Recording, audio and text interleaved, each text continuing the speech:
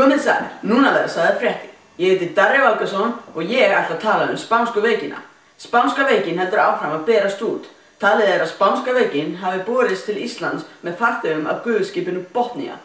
Það veiktust margir fyrstu dagana og breyttist veikin hratt út Reykjavík.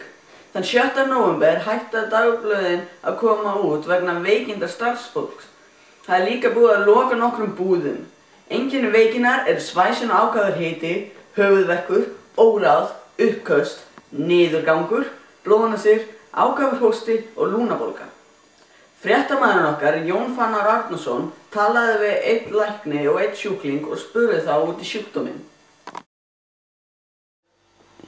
Góðan dag, ég hér staddur á skrifstofu spítalans og við setjum doktor Baldvin Páll Pétursson og ég ætla að taka stutt viðtal við hann. Hvað margir dáið úr spænsku veikinni hér í Reykjavík? Það hafa í kringum 180 manns dáið hér í Reykjavík en við búumst við fleiri dauðsföllum. En á landinu öllu? Það hafa dáið í kringum 220 manns á landinu öllu en við búumst við fleiri dauðsföllum eins og í Reykjavík. En megið taka viðtal við einhvern sjúkling? Já, þið megið það en ekki vera of lengi, þið getið smittast af honum.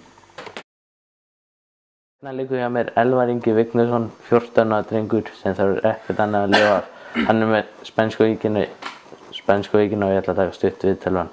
Hversu lengi ertu búinn með spænsku veikina? Ég búinn að vera með hann það með 3 daga. Hvað fylgir þessari veiki? Það fylgir stanslausur höfuðverkur og ákafur hósti. Ertu bjartsýnn á að lifa þetta af? Nei, ég er mjög svartsýnn að lifa þetta af. Hitinn hefur hækkað og hóstinn hefur verið meiri.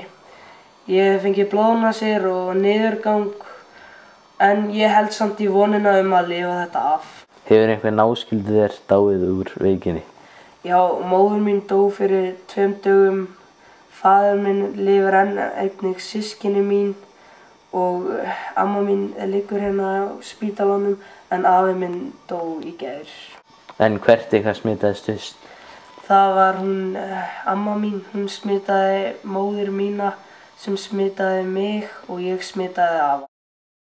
Það er alveg greinilegt að spænska veikin er alveg hræðilegu faraldur en við þekkum doktori Baldvini og Elvari sjúklingi kærlega fyrir þessi viðtöl og skiptum aftur upp sett. Við þökkum Jóni fyrir þetta. Það var því miður ekki meiri frétt dag en við sjáumst í næsta fréttatíma. Verið sæl.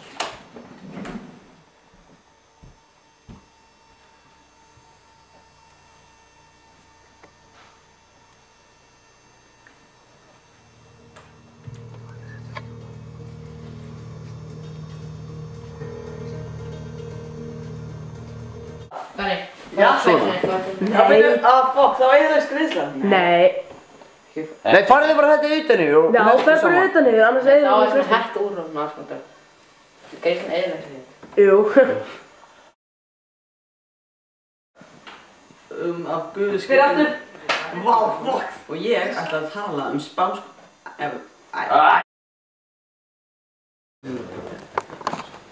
Svo heldur hann sig... Kom með þetta, Balli, sestu. Ok, æfing fyrst, ekki tekna. Ekki þetta. Ok, 1, 2 og... Við eigum eftir að... 180 manns er búin hérna í Reykjavík en við búum sem meiri látum. En á landinu öllu hingað. Dauðsföllum. Nei, dauðsföllum. Áfram! Hefur einhver náskyldi þér dáið úr veikinni? Já, móður mín dó fyrir 2 dögum, amma mín lifir enn, en hún liggur hérna á spítalanum. Áfram!